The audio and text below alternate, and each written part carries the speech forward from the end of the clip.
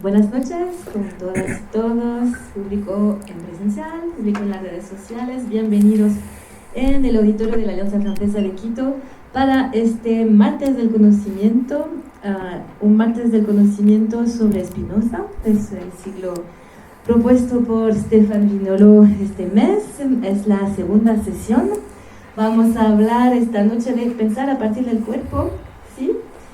Bueno, presento rápidamente a Stefan, pero creo que todo el mundo lo conoce. PhD en Filosofía y Teología, especialista de Filosofía Contemporánea y Filosofía del siglo XVII, profesor principal de la Escuela de Filosofía de la PUCE. Muchas gracias, Stefan, por estar con nosotros y proponer este ciclo súper interesante. Decirles que la semana próxima hay una pausa. Tendremos un martes sobre la salud mental con el colectivo Huertomanías, porque es el día de la salud mental, el 12, pero hacemos el 10.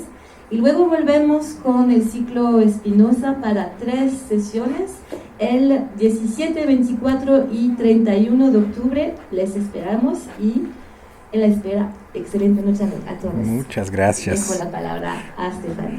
Muchas gracias, Sabrina. Muchas gracias a la Alianza Francesa de Quito por recibirnos una vez más para hablar de filosofía y en este caso de Spinoza. ¿Se acuerdan que la última vez habíamos intentado hablar de la filosofía panteísta de Spinoza, con esta idea que hay una sola substancia dentro de la cual estamos absolutamente todos, dentro de la cual hay cuerpos, hay ideas y hay además una multitud de otras cosas que no podemos conocer porque los seres humanos solo tenemos acceso al atributo corporal y al atributo mental. Pues hoy esta segunda sesión se titula Pensar a partir del cuerpo. Es uno de los gestos más importantes y más sorprendentes de la filosofía de Spinoza, que consiste justamente en hacer filosofía a partir del cuerpo. Insisto sobre el pensar a partir del cuerpo, que no tiene nada que ver con pensar el cuerpo. Porque bien ven que la filosofía siempre pensó al cuerpo. Hablemos de Platón, Aristóteles, Descartes. Casi todos los filósofos se han preocupado por diferentes caminos por el problema del cuerpo. Pero en Spinoza no se trata de pensar el cuerpo, sino se trata de tomar al cuerpo como mismo modelo de la filosofía. Y para comenzar, quisiera explicarles la gran revolución que implica este pensar a partir del cuerpo. Ven que normalmente en filosofía, cuando digo normalmente en filosofía, significa en las filosofías idealistas, puesto que son ellas que ganaron históricamente. Entonces, cuando decimos normalmente en filosofía, significa Platón, Descartes, Kant, etcétera, etcétera. Pues verán que normalmente en filosofía casi siempre se piensa a partir de la mente. Es decir, que solemos tomar a nuestra propia mente como modelo para explicar a la totalidad de las cosas. Y de hecho, es algo que es muy evidente, es algo que es muy intuitivo. Cuando desconozco el funcionamiento de la naturaleza, pues lo que voy a hacer de manera casi evidente para intentar explicarla es proyectar el único modelo que yo conozco, es decir, yo, sobre esta misma naturaleza.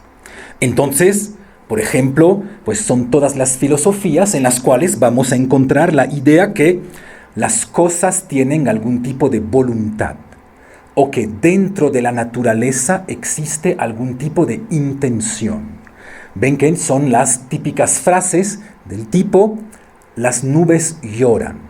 ¿Ya? Ven que las nubes lloran consiste en explicar un fenómeno físico por el único modelo que yo conozco, que es justamente el yo. No crean que nos hemos totalmente alejado de esas dificultades de explicar a la naturaleza proyectando el modelo humano sobre ella. Por ejemplo, hay personas que piensan que el girasol gira para recibir sol.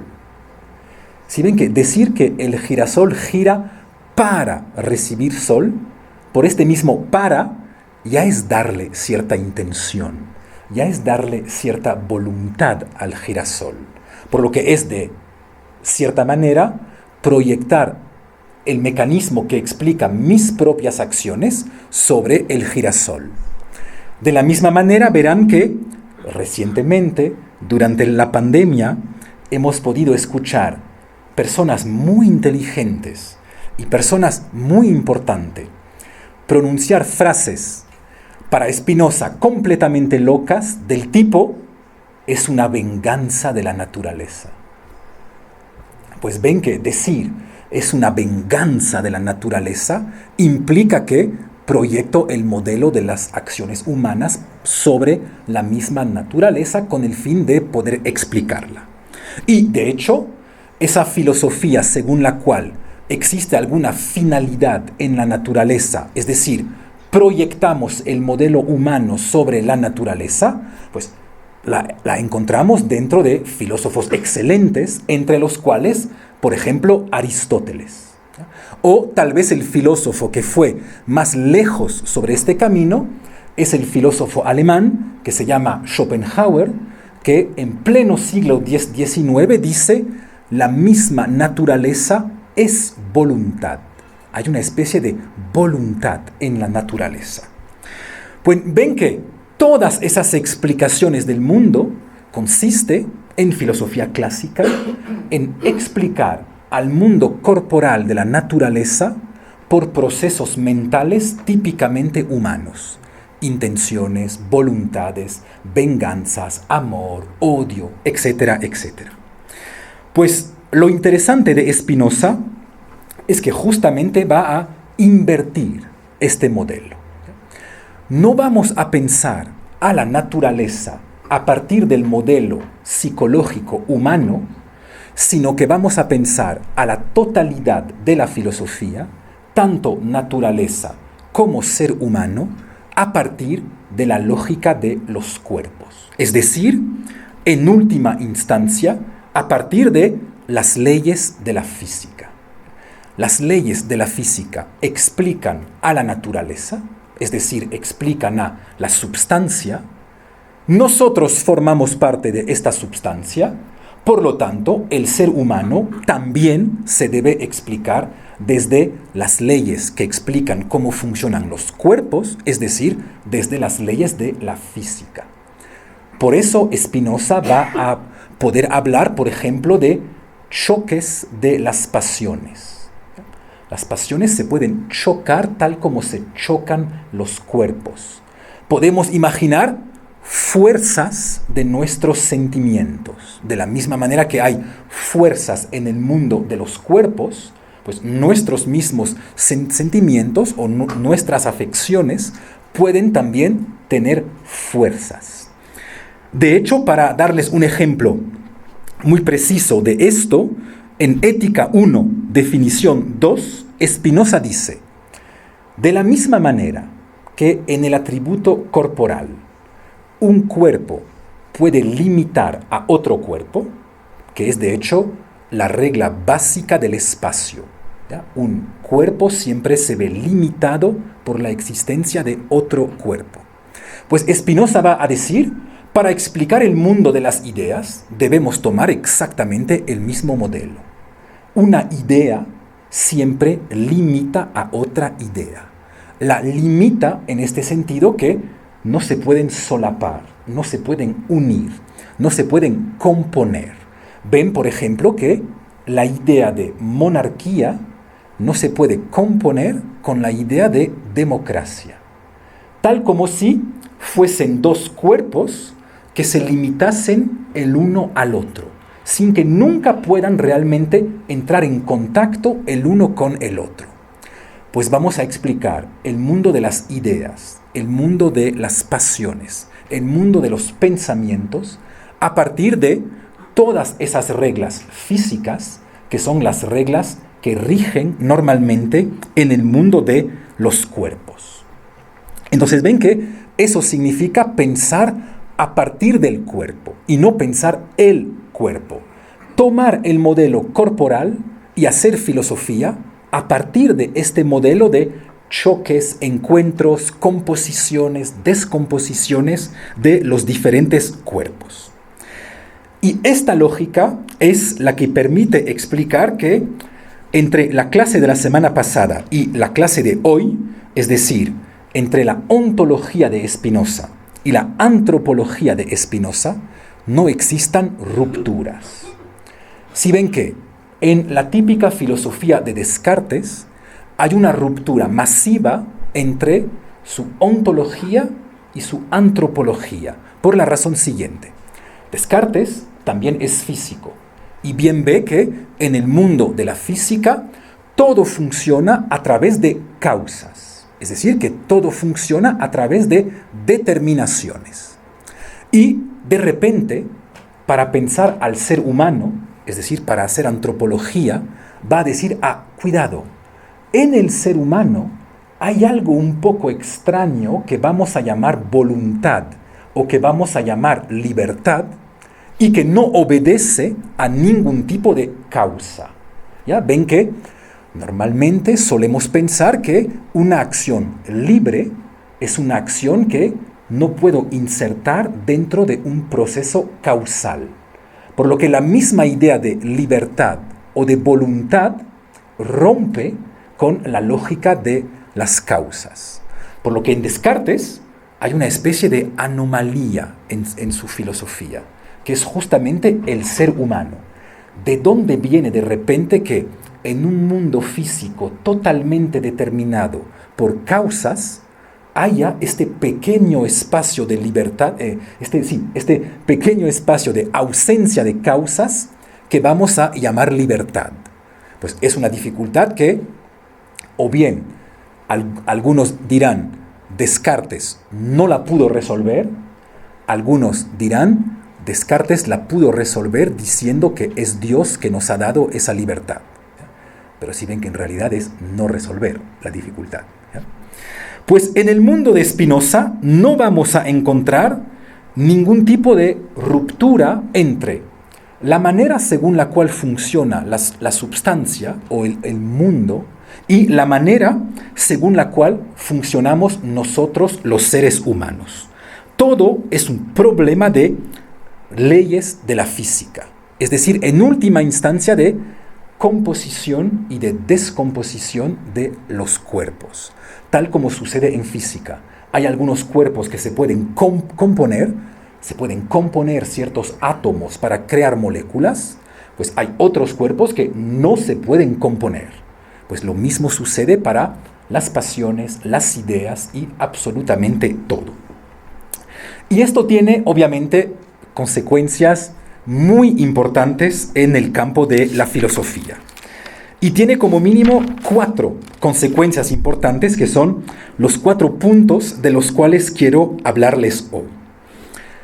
Primero, ¿se acuerdan que habíamos dicho que en el mundo de Spinoza hay una sola substancia dentro de la cual estamos, por lo que no hay un Dios externo a la substancia, sino que cada una de las cosas que existe es una parte de la potencia divina?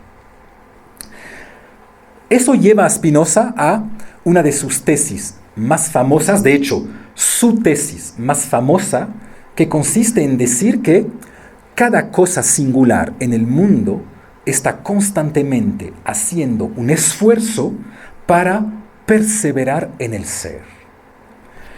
Es la famosa frase, se la cito porque deben absolutamente conocerla. Ética 3.6.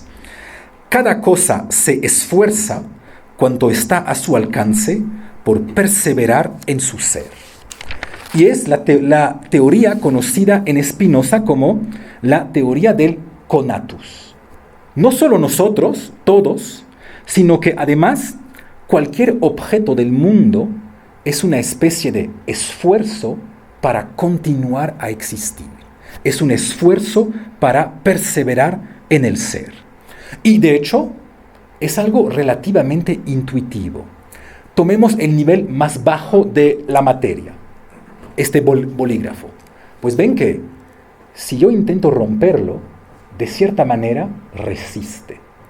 Es decir, que me opone cierto esfuerzo o me opone cierta fuerza para continuar a perseverar en el ser.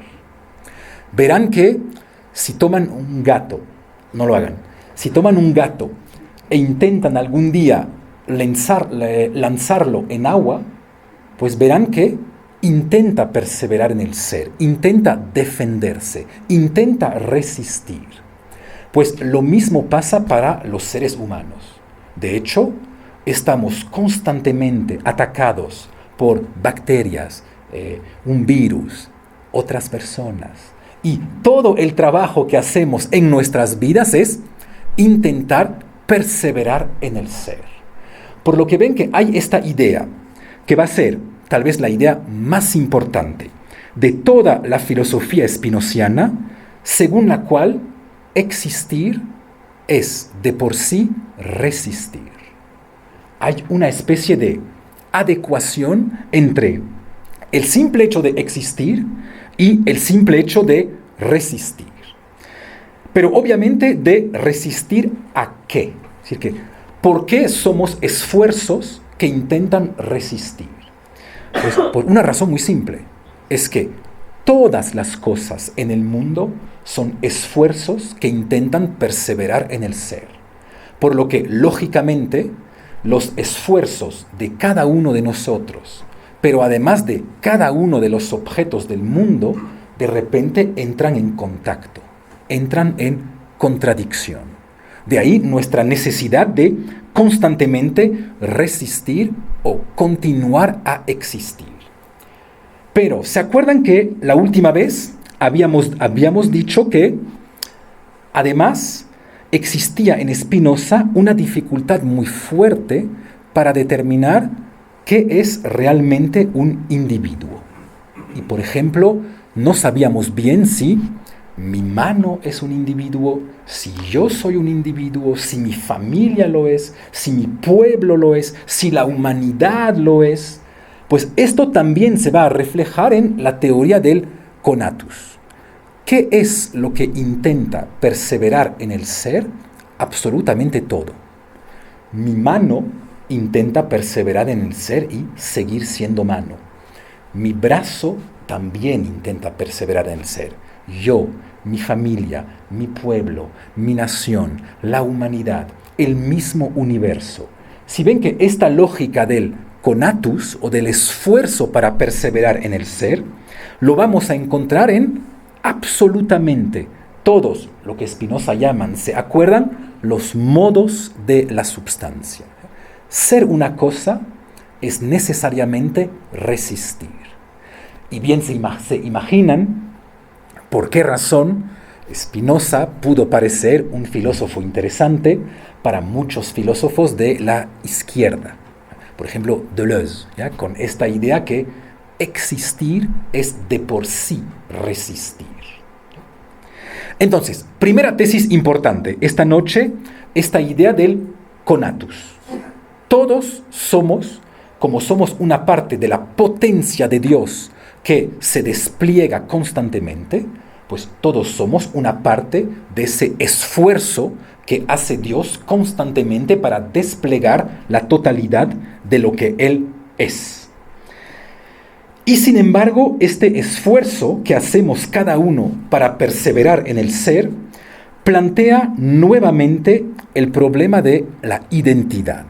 Hay en Spinoza una dificultad muy fuerte, por eso veremos que es un filósofo que se utiliza muchísimo en la filosofía contemporánea, a la cual tanto le interesa decir, cuidado, las identidades son mucho más fluidas que lo que podríamos pensar. Pues porque ya hay en Spinoza esta dificultad de la identidad personal. Vuelvo a leer el famoso párrafo Ética 3.6, que es el problema del conatus o del esfuerzo.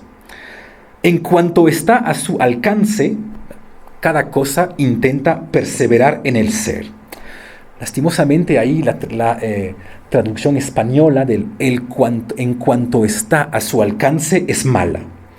Porque el texto latín es mucho más preciso que eso y dice, quantum in se est, es decir, en tanto que algo es en sí. En tanto que algo es, intenta perseverar en el ser. Por lo que bien vemos que no solo cada cosa es un esfuerzo para perseverar en el ser, sino además cada cosa se define por un esfuerzo particular para poder perseverar en el ser. Es decir que lo que nos distingue, por ejemplo aquí a nosotros, en última instancia, no es que tengamos una materia diferente. Estamos hechos de la misma materia. Lo que nos distingue es cierta cantidad de esfuerzo. Cada uno de nosotros es simplemente cierta cantidad de esfuerzo. Y ahí llega la dificultad de la identidad personal en Spinoza. Porque obviamente, si cada uno de nosotros es cierta cantidad de esfuerzo, pues bien podríamos imaginar que Stefan es la cantidad 7,57. Edwin es la cantidad 14,5.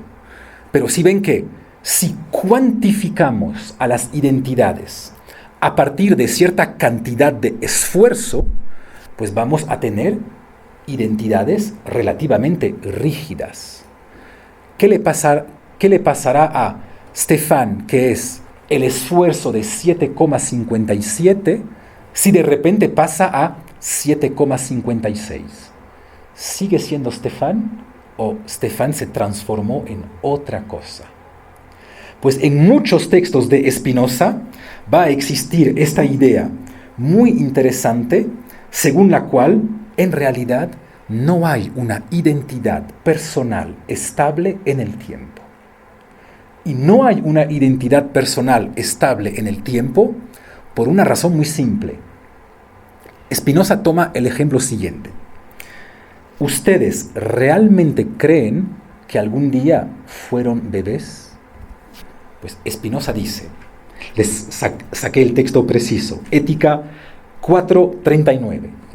Spinoza dice, a mí honestamente, si alguien no me hubiese dicho que soy este bebé sobre esta foto, obviamente Spinoza no habla de foto, pero si nadie me hubiera dicho que soy este bebé sobre esta foto, ni siquiera podría creer que yo en algún momento he sido ese bebé. Y de hecho es un problema fundamental en filosofía. ¿Realmente podemos pensar que entre el bebé que yo era, el niño que fui, el adolescente que fui, el adulto que fui y el adulto mayor hacia el cual estoy yendo, somos la misma persona? ¿Qué es lo que podría realmente sustentar una identidad personal detrás de todas esas fases de mi vida? En una filosofía idealista es realmente fácil. Sí, soy la misma persona porque mi alma no ha cambiado. Pero una vez más, es decir, no entiendo lo que no ha cambiado. Pues Spinoza va a asumir no entiendo lo que no ha cambiado. Y va a decir, puesto que soy cierta cantidad precisa de esfuerzo o de potencia, hay ciertas modificaciones de esta cantidad de esfuerzo que hacen que literalmente me convierta en otra persona. Y sin saberlo, toma un ejemplo extremadamente contemporáneo y dice, toma el ejemplo de un poeta español y dice, este poeta español que ni siquiera se acuerda de su obra, este poeta español que no se acuerda ni siquiera de quién es, que ni siquiera reconoce a su familia. Si ven que es lo que diríamos hoy, este poeta español que padece Alzheimer, ¿sigue siendo la misma persona o se transformó en otra persona? Imaginemos que yo algún día entre en un hospital, en una sala, y que vea una persona anciana que yo sé que es mi abuelo, y esta persona me dice, ¿por qué entras a mi cuarto? ¿Quién eres tú? ¿esta persona sigue siendo mi abuelo o esta persona se transformó en otra persona? Pues ven que si ustedes no creen que el alma permanece, si ustedes no creen que fuera del mundo hay ciertas entidades ideales que permanecen detrás del cambio, les va a ser muy difícil defender que esta persona sigue siendo mi abuelo. Por lo que vamos a encontrar en Spinoza esta idea, según la cual, dado que nuestras identidades son identidades fijas, son identidades cuantificables, son identidades que se miden en cantidad de potencia o cantidad de esfuerzo, podemos tener varias identidades a lo largo de nuestras vidas. Bien, se imaginan ahí también el uso contemporáneo que la filosofía va a hacer de eso. Puedo cambiar de persona. Existe una especie de transidentidad originaria en la misma filosofía de Spinoza, que no es solo una transidentidad en el sentido sexual o en el sentido de especie. Todos hemos experimentado la transidentidad entre el bebé que yo fui y el adulto que yo soy hoy en día. Pues honestamente tal vez no ha permanecido absolutamente nada, por lo que literalmente soy otra persona. Hay un tercer punto que surge a raíz de esta idea que somos un esfuerzo, somos una potencia de existir. Y es una vez más una idea súper sorprendente en la filosofía de Spinoza. Si ven que decir que somos un puro esfuerzo o una pura potencia consiste en decir cada cosa singular del mundo es una plena positividad. No hay absolutamente nada de negativo, no solo en nosotros, sino en ninguna cosa singular del mundo. Spinoza es una filosofía de lo positivo. Y esto plantea de manera muy fuerte el problema de la muerte y el problema más aún del suicidio. En un texto extremadamente sorprendente, Spinoza dice literalmente: nadie se puede suicidar. Es decir, el suicidio no existe. Obviamente Spinoza no está completamente loco y no ignora que hay personas que lastimosamente parecen suicidarse y que todos conocemos personas que han parecido suicidarse. Pero el problema de Spinoza es un problema conceptual que surge de manera perfectamente lógica y perfectamente coherente de su teoría del conatus. Consiste en decir lo siguiente: si es que yo, como cosa singular, soy el simple despliegue de una potencia, soy el despliegue de un esfuerzo, pues por definición solo podré ser destruido por una fuerza, por otro esfuerzo que me afectará desde una posición externa. Es decir, que no hay nada en mí, en mi esfuerzo positivo, no hay nada en mí que pueda aparecer como una negatividad que quiera acabar con este esfuerzo que soy. Más bien, la única manera que voy a tener de morir o de ser destruido siempre va a ser a raíz de el ataque o el encuentro con una fuerza externa. Y eso es algo interesante porque bien entendemos de cierta manera lo que quiere decir Spinoza, pero también a la vez la pequeña violencia que hay en eso, como siempre en Spinoza. Si sienten que decir que nadie puede realmente suicidarse es una posición filosófica violenta, porque de hecho hay gente que como mínimo parece suicidarse. Pero entendemos lo que dice Spinoza. Por ejemplo, alguien que se suicida porque tiene deudas bancarias, pues de cierta manera no se suicida, sino que es asesinado por su banco. no es una persona que se está suicidando de manera interna por causas internas. No, ya, hablo un poco más fuerte, ¿ya? Alguien que por haber divorciado se suicida, pues también no se está suicidado realmente él. Es decir, que ven que es una tristeza o una melancolía que tiene causas externas a él que lo llevan de cierta manera a matarse. Por lo que cada vez que vamos a ver una persona que parece suicidarse, pues Spinoza nos va a explicar que en realidad no. En realidad siempre, o tal como podríamos decirlo, todo suicidio es un asesinato escondido. No hay personas que se suicidan, solo hay personas que son asesinadas por causas externas. Ven lo violento de esta posición, pero a la vez ven lo perfectamente coherente de esta posición. Si soy una pura potencia positiva, la única cosa que puede limitar esta potencia positiva mía, pues es otra potencia externa con la cual me voy a encontrar. Lo que implica a la vez pensar una nueva concepción de la muerte. Normalmente en filosofía, la muerte suele ser algo interno a la vida. Por ejemplo, filósofos como Platón, filósofos como Santo Tomás, pues son personas que nos van a decir que la muerte forma parte de la vida y que de cierta manera la muerte hace culminar a la vida humana. Pues Spinoza, y en este sentido es muy cercano a la filosofía de Sartre sobre este punto, va a decir que la muerte es totalmente exterior a la vida.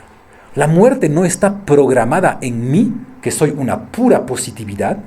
La muerte siempre es un problema de encuentro. Siempre uno muere por accidente, porque encuentra algún otro cuerpo cuya potencia es superior a la mía.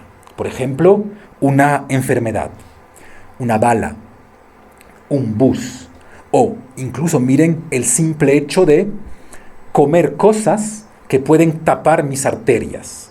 Pues es una especie de causa externa que yo hago ingresar en mí. Pero la causa es externa. La grasa que yo como es externa a mí. Por lo si ven que toda muerte viene necesariamente de algo que me es exterior. Por lo que la muerte no tiene nada que ver con la vida. La muerte es exterior a la vida. De ahí la frase más magnífica de Spinoza: el verdadero sabio nunca piensa en la muerte. El verdadero sabio solo piensa en la vida. Porque la muerte, de cierta manera, no es un gran acontecimiento. Es un encuentro no beneficioso. Eso nos lleva a pensar una segunda concepción sobre la muerte. Una segunda concepción muy importante. Si ven que, si somos un esfuerzo que despliega su potencia en el mundo, pues eso significa que cada cosa singular de por sí, si la consideramos en sí sola, es eterna. Y de hecho, por esta razón, obviamente, somos inmortales. Bien es cierto que algún día falleceremos, pero no vamos a fallecer porque la muerte o la finitud está inscrita en nosotros. Vamos a fallecer por razones estadísticas. Porque alguien que vive 80 años, pues es muy probable que en esos 80 años algún día nos encontremos con una fuerza superior a la nuestra. Pero si ven que la muerte es un problema de encuentro y ya no es para nada un problema de esencia. Entonces ven también por qué Spinoza pudo generar tanto entusiasmo en poetas, artistas, escritores, etcétera, etcétera. Porque bien vemos que hay esta idea que somos eternos. En contra de toda la filosofía, lastimosamente mucha filosofía, que va a ser el elogio de la finitud. Si ven que hoy en día vivimos el momento del elogio de la finitud. Cuidado, los recursos están limitados, son finitos. Cuidado, hay que ser humilde porque nuestra vida es finita. ¿Ven cómo hoy en día se nos mete en la cabeza el elogio de la finitud? Pues Spinoza, frente a este elogio de la finitud, es el filósofo que, al contrario, nos va a decir, obviamente que somos inmortales, obviamente que somos una pura potencia positiva y que no hay nada de mortal en nosotros. A lo mejor moriremos algún día, pero moriremos algún día no porque éramos mortales, pero sino por un choque con otra fuerza superior a la nuestra. Y por eso Spinoza tiene esta frase magnífica, esa sí la cito porque hay que meditarla mucho. Sentimos y experimentamos que somos eternos. Ven que no es solo algo conceptual, no. Lo sentimos y lo experimentamos. ¿Cuándo lo experimentamos? Pues lo experimentamos, por ejemplo, cuando hacemos matemáticas. Bien, ven que alguien que descubre un teorema matemático, de cierta manera, se une a algo eterno, se une a la eternidad. Y también podemos experimentarlo en el campo pasional, por ejemplo, en el campo amoroso. Porque decirle a alguien, te amo, es necesariamente decirle, te amo para siempre. Es necesariamente ponerme inmediatamente en la posición del infinito. Y tal como para el conatus, bien sé que estadísticamente un amor para siempre va a ser difícil. Que estadísticamente es probable que nuestra pareja encuentre en algún momento una fuerza externa que separe a nuestra pareja. Pero no importa. En el momento en el cual digo te amo, solo puedo decir te amo para siempre. Es decir, de manera eterna, al infinito. De hecho, intenten algún día decirle a alguien, voy a amarte para las 2 próximas semanas. Pues verán que no funciona. Amar solo funciona al infinito. Porque todos bien sentimos de manera intuitiva que amar es instalarse dentro de una posición eterna. Por lo que ven que, una vez más, el gran racionalismo de Spinoza, porque es una posición racional, soy plena positividad, soy un esfuerzo que se despliega constantemente, pues sí, por lo tanto, racionalmente no hay ninguna negatividad en mí, soy eterno, salvo que alguien venga a limitar esta eternidad. Pero bien sienten que este gran racionalismo de Spinoza también es una posición un poco mística. Porque si ven que para decir siento y experimento que soy eterno, hay que ser un poco místico. Hay que estar sentado en la playa al atardecer, mirar el horizonte, no hay absolutamente nadie y siento la fuerza del cosmos en mí y me digo, obviamente soy inmortal. Pero ven que es también cierta posición mística. Lo que explica lo que les comentaba la última vez, que hay interpretaciones muy diversas de Spinoza. Justamente por eso. Porque el somos eternos es tanto una posición ultra racional como una posición ultra mística. Cuarto punto que quiero comentarles acerca de esta eternidad y acerca del esfuerzo. También por esta razón del conatus va a existir en Spinoza algo que puede interesar a los médicos y que interesa mucho a los diferentes médicos, es esta idea según la cual tal vez no existan ni enfermedades ni tampoco patologías. Una vez más, ven que es un poco duro decir cosas así, pero miren cómo tal vez sea perfectamente racional. De manera tradicional, de manera clásica, siempre pensamos la enfermedad o la patología como una especie de ruptura de las finalidades del cuerpo humano. Es lo que encontramos, por ejemplo, en la filosofía de Aristóteles. ¿Qué es un ojo enfermo? Pues es un ojo que no puede ver. Este ojo debería ver, debería cumplir con cierta finalidad.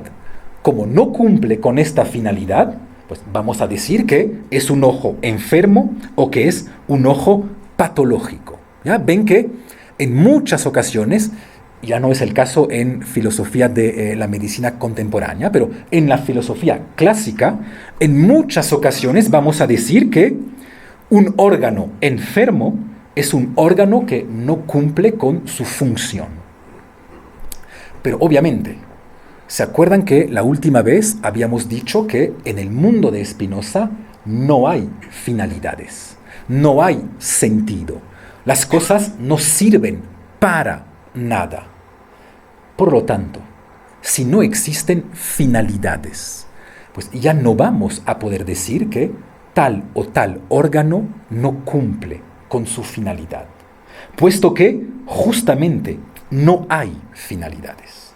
Y si ya no podemos decir que un ojo que ve cumple con su finalidad, cuando un ojo que no ve no cumple con su finalidad, pues ya no vamos a poder determinar de manera clara lo que sería una enfermedad o una patología. Spinoza tiene una frase terrible. A una persona ciega no le hace más falta la vista que le hace falta la vista a una piedra.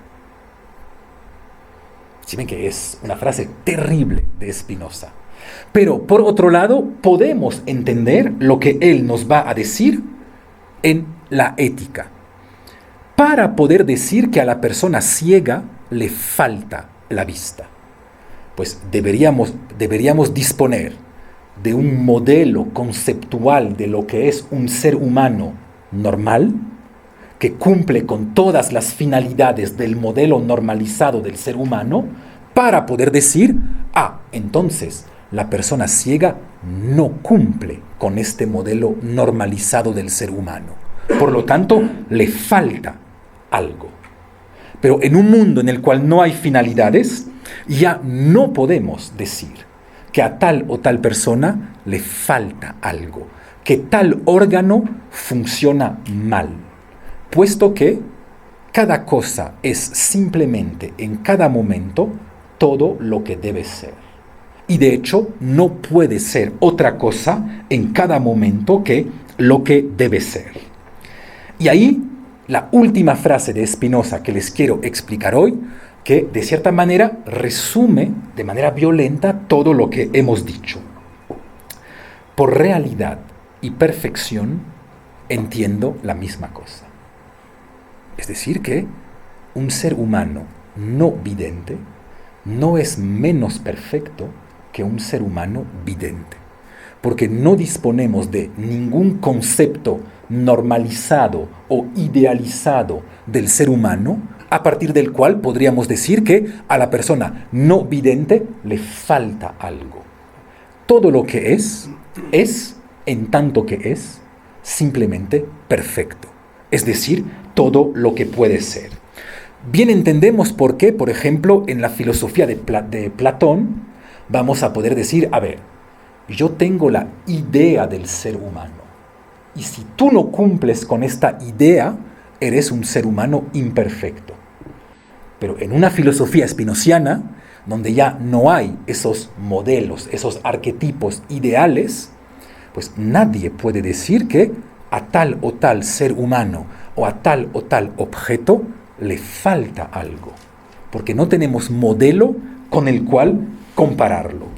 Por lo que ven que es una filosofía totalmente positiva, una filosofía totalmente actual en el sentido aristotélico, que en cada momento toda cosa es todo lo que puede ser. No existe ningún tipo de potencialidad, no existe ningún tipo de finalidad.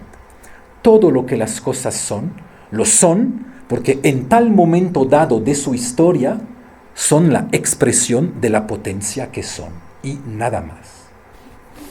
Y les cuento una última cosa, un uso contemporáneo de Spinoza para hacerles sentir cómo se puede utilizar esa teoría del conatus, o el por realidad y perfección entiendo la misma cosa, en la filosofía contemporánea. Existe desde hace algunos años en Estados Unidos un campo de estudio muy spinoziano y se llama el campo de estudio de las Disability Studies. De hecho, no sé si se debe decir disability, porque ya es políticamente peligroso. Pero si ven que podríamos decir es el campo de estudio de las personas con capacidades especiales.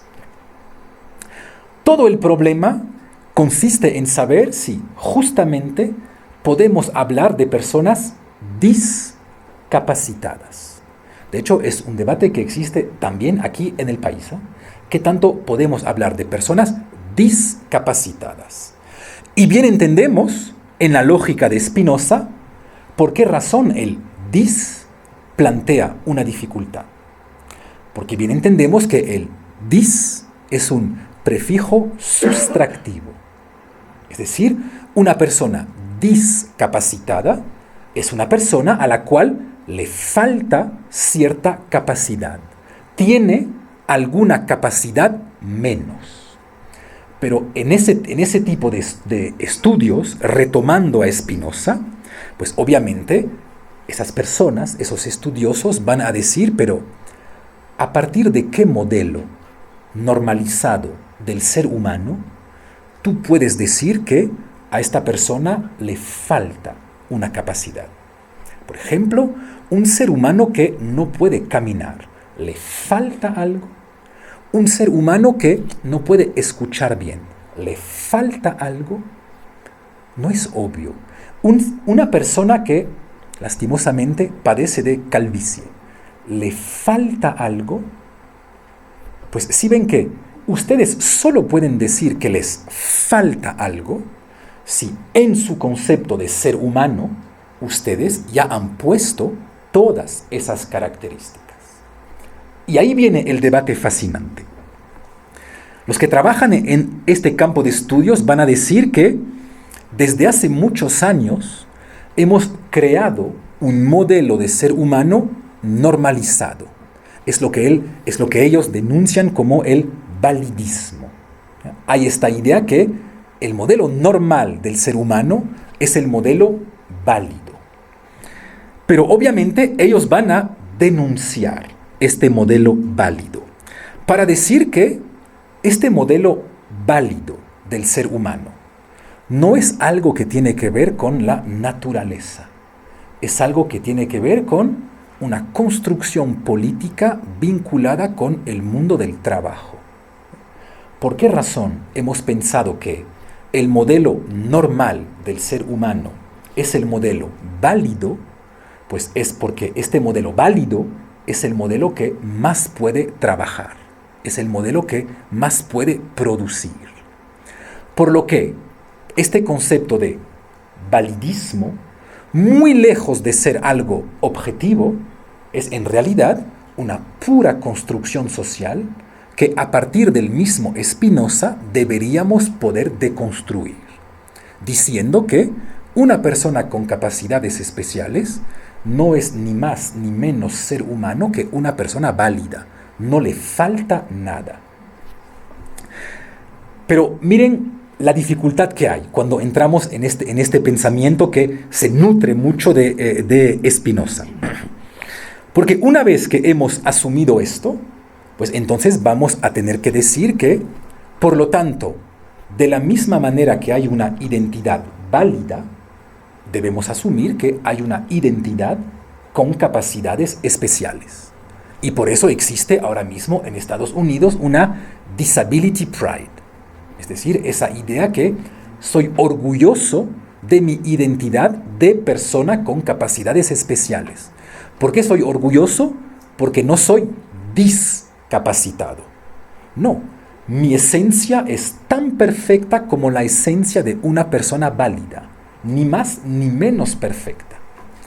Y miren hasta dónde van, porque ahí es cuando las cosas se ponen interesantes.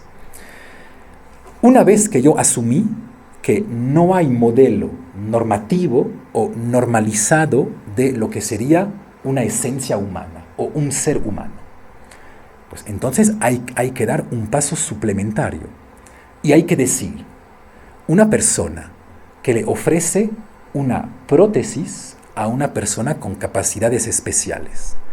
Le está violentando. Le está violentando porque le está diciendo, de cierta manera, yo quiero reparar tu cuerpo para que puedas volver a entrar dentro del modelo válido y normalizado de ser humano. Por lo que están existiendo cada vez más redes en el mundo de la salud en Estados Unidos que van a decir, una persona con capacidades especiales no necesita absolutamente ningún tipo de ayuda, porque existe, tal como en el mundo de Spinoza, existe de manera perfecta con sus capacidades especiales. Y miren hasta dónde van. Van a decirle a una persona que tiene capacidades especiales, que podemos reparar su cuerpo de tal manera que ella pueda volver a ingresar dentro del modelo normalizado y válido de los seres humanos, es exactamente como decirle a una persona homosexual que debería ser heterosexual, o como decirle a una persona afro que debería blanquearse. Es decir, es esta idea según la cual siempre pensamos que existe a priori un modelo normalizado y evaluamos a las personas a raíz de este modelo supuestamente normal. Pero si asumimos, tal como en el campo de Spinoza, que no hay algo como una esencia del ser humano. De hecho, tampoco hay algo como una esencia del bolígrafo o una esencia de la casa, sino que cada cosa singular existe de manera perfecta en el momento en el cual existe, porque de todas maneras no tiene más potencia para existir de otra manera, por lo que es una expresión de la potencia divina, pues bien entendemos entonces que vamos a estar dentro de filosofías de la multiplicidad, dentro de filosofías en las cuales ya no vamos a tener que preguntarnos si cualquier cosa del mundo cumple o no con cierto modelo dado, que es lo típico de las filosofías idealistas. ¿Ya? Si ven que una filosofía idealista tiene una idea perfecta para absolutamente todo, la justicia es eso, la belleza es eso, el ser humano es eso.